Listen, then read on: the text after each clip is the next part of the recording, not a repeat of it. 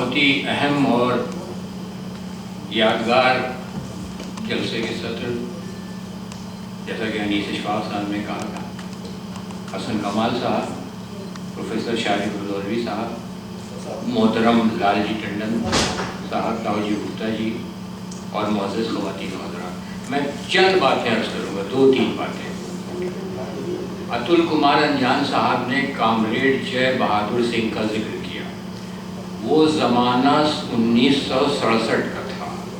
Comrade جے بہادر سنگھ دل کے مریض تھے، ان کو ڈاکٹروں نے منع کیا تھا۔ اردو محافظ دستے کی تحریک چل رہی تھی اور وہ بالکل فرقہ پرستانہ رخ اختیار کرتی جا رہی تھی، تو کامریڈ جے بہادر سنگھ سے دیکھا نہیں گیا۔ اردو محافظ دستے کی تحریک میں ودھان سبھا کے سامنے وہ بھی مرن بلد پہ بیٹھ گئے، تو ان سے کہا گیا کہ آپ مرن بلد پہ نہیں، کم سے کم 24 گھنٹے کے لیے بیٹھیے کیونکہ آپ کی طبیعت نہیں ٹھیک ہے۔ تو اس پر راضی ہو گئے تھے، وہ وہاں بیٹھے اور اس کے بعد 24 گھنٹے کے بعد وہ چلے گئے، ان کی طبیعت بعد میں بگڑ گئی تھی۔ میں اس موضوع پر کئی مضامین میں اس کا ذکر کر چکا ہوں، ہم لوگ اسے بھولے نہیں انجان جی، اور ایک نام اتل کمار انجان جی خود بھول گئے، وہ دیو نارائن پانڈے جی کا نام تھا۔ ان کا تعلق، یہاں کچھ مخصوص لوگوں کا ذکر ہو رہا، کامریڈ دیو نارائن پانڈے کا تعلق فارورڈ بلاک سے تھا اور ان کی عمر لگ بھگ 70 سال کی تھی۔ انہوں نے بھی وہاں بھوک ہڑتال پہ بیٹھے تھے اور بعد میں ان کی طبیعت بگڑ گئی تھی، ان کا بھی انتقال ہو گیا، کامریڈ جے بہادر سنگھ کا بھی انتقال ہو گیا۔ تو اگر یہ کہا جائے کہ یہ دونوں حضرات پہلے شہیدان اردو ہیں تو غلط نہ ہوگا، لیکن افسوس کہ کوئی اردو تنظیم ان کا ذکر نہیں کرتی۔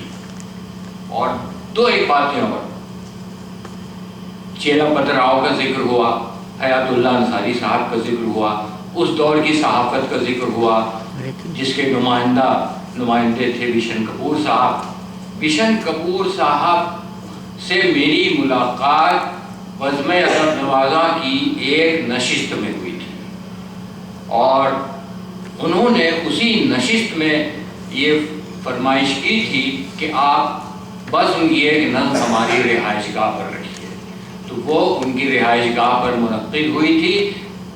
بشن کپور بزم ادب نوازاں کی صرف انہی 2 نشستوں میں شریک ہوئے، اس کے بعد نہیں۔ اور جو نشست ان کے گھر پر منعقد ہوئی تھی اس میں انہوں نے نذیر اکبر آبادی پر تفصیل سے اظہار خیال کیا تھا، اور وہ یہ چاہتے تھے کہ نذیر پر یہاں لکھنؤ میں ایک بڑا جلسہ، ایک بڑا سیمینار منعقد کیا جائے، لیکن افسوس کہ ان کی یہ خواہش پوری نہیں ہو سکی۔ کیا ہمارے وقار صاحب اس خواہش کو پورا کر سکیں گے؟ دوسری چیز، بزم ادب نوازاں کے سلسلے میں 2-1 باتیں اور عرض کر دوں کہ یہ بزم اتنی اہم تھی کہ اس میں بہت بڑے بڑے لوگ شریک ہوئے۔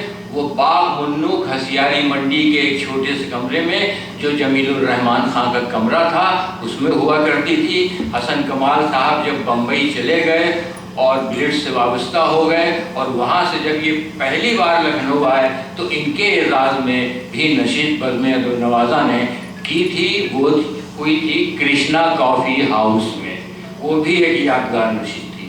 تو یہ بزم اتنی زیادہ اہمیت رکھتی تھی، لیکن ہم اسے بھی بھول چکے ہیں۔ جہاں تک بشن کپور صاحب کا تعلق ہے، انہیں اردو سے دلچسپی تو تھی ہی، اردو سے لگاؤ تھا ہی، وہ بہت کم سخن اور ریزرو انسان تھے۔ اس سے زیادہ میں اس موقع پر اور کچھ نہیں عرض کروں گا۔ شکریہ۔